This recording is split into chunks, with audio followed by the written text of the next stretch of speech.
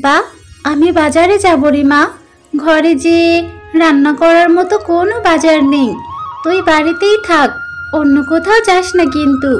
আমি বাজার থেকে তোর জন্য চকলেট নিয়ে আসবো। মা, তুমি বাজার করতে যাচ্ছ? আমাকেও তোমার সাথে নিয়ে যাও না মা। আমার বাড়িতে একা একা থাকতে মোটেও ভালো লাগে না। আর তুমি যদি আমাকে সাথে নিয়ে যাও, আমার একটু ঘোরাও হয়ে যাবে। না রে টুম্পা, তোকে কি করে নিয়ে যাব বল? তুই তো আমার সাথে গেলেই খাবার বায়না ধরবি। আমার কাছে যে বাড়তি কোনো টাকা নেই। তুই বরং বাড়িতেই থাক। মা, আমাকে নিয়ে চলো না মা, আমি কিছুই চাইবো না। ও মা, আমাকে নিয়ে চলো না, আমার একা একা বাড়িতে থাকতে মোটেও ভালো লাগে না। আচ্ছা ঠিক আছে, চল তাহলে। এরপর টুম্পা ও টুম্পার মা বাজারে যায়। টুম্পার মা যখন বাজার করছিল তখন টুম্পা পাশে থাকা বাঘমামার দোকানের লিচুর দিকে তাকিয়েছিল। ও মা, ওই যে দেখছো, বাঘমামা ওই দিকে লিচু বিক্রি করছে। কত সুন্দর পাকা পাকা লিচু, কত সুগন্ধ বের হচ্ছে। ও মা, আমার যে লিচুর সুগন্ধে খুব খেতে ইচ্ছে করছে। আমাকে লিচু কিনে দাও না মা। টুম্পা, এই জন্যই তোকে বলেছিলাম আমার সাথে বাজারে আসিস না। আমার কাছে যে অত টাকা নেই রে মা। আর একটা লিচুর দাম তো অনেক টাকা, অত টাকা আমি কোথায় পাবো?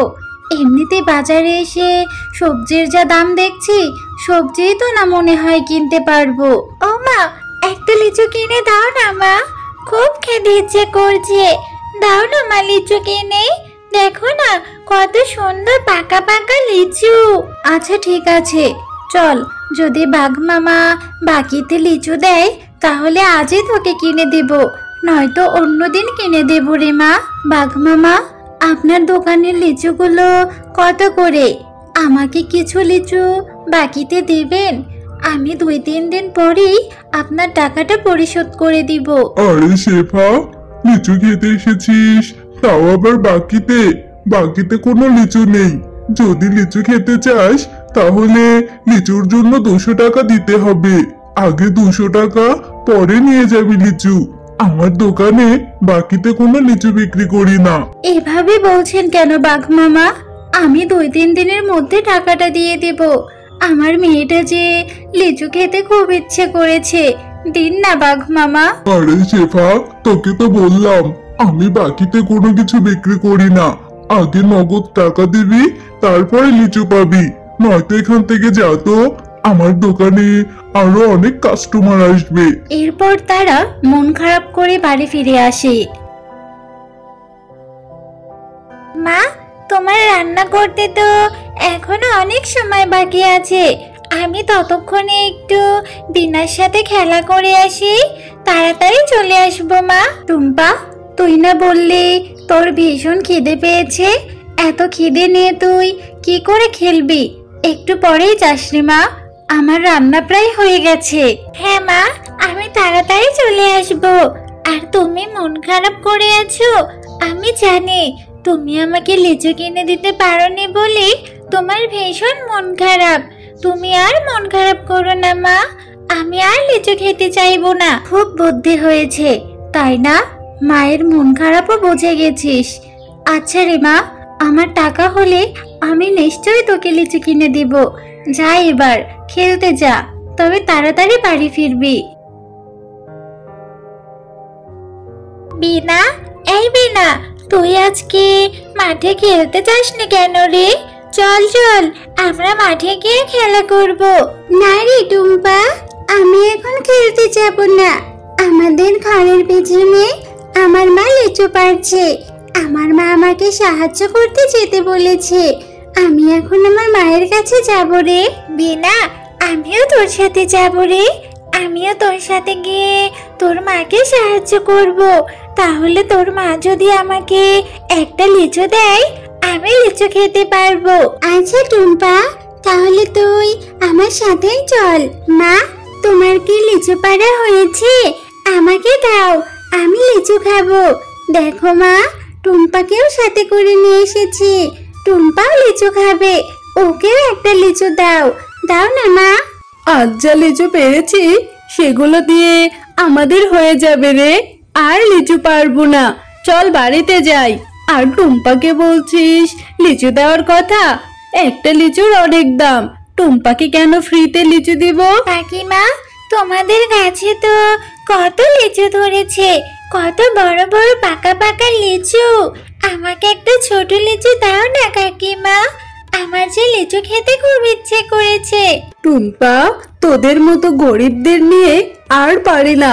আমার মেয়েকে পটিয়ে চলে এসেছিস, আমি তোকে লিচু দিতে পারবো না রে। মা, আমাদের গাছে তো কত লিচু ধরেছে, তাহলে তুমি টুম্পার সাথে এমন ব্যবহার করছো কেন?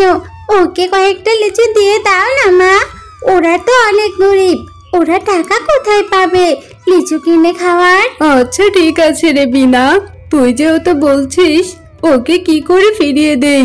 এই টুম্পা, এই যে আমার পাশে থাকা লিচুগুলো রয়েছে এগুলো একটু পচে গেছে, এটা থেকে কিছু অংশ ভালো পেলে তুই সেখান থেকে বেছে বেছে খেয়ে নিস। যা, এই লিচুগুলো নিয়ে এবার বাড়িতে যা। আচ্ছা কাকিমা, আমি তাহলে এই পচা লিচুগুলো নিয়ে যাই, ওখান থেকে কিছু অংশ ভালো বের হলে আমি মজা করে লিচু খাবো। এরপর টুম্পা সেই পচা লিচুগুলো নিয়ে টুম্পাদের বাড়িতে যায়। ও মা, দেখো না, বিনার মা আমাকে এই লিচুগুলো দিয়েছে, ওদের কাছে অনেক লিচু ধরেছে, অনেক বড় বড় পাকা পাকা লিচু।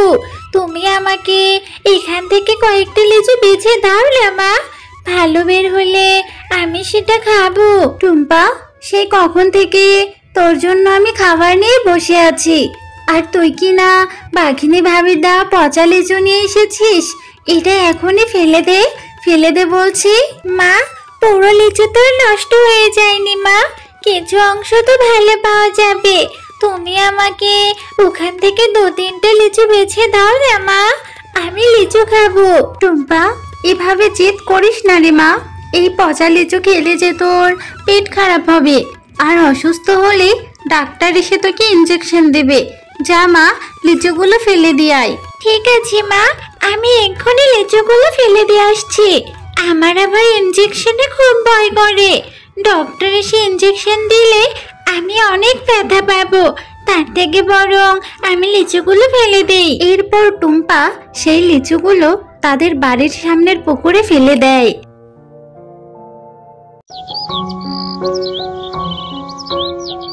আরে, এই পুকুরে এত বড় একটা লিচু গাছ কোথা থেকে এলো?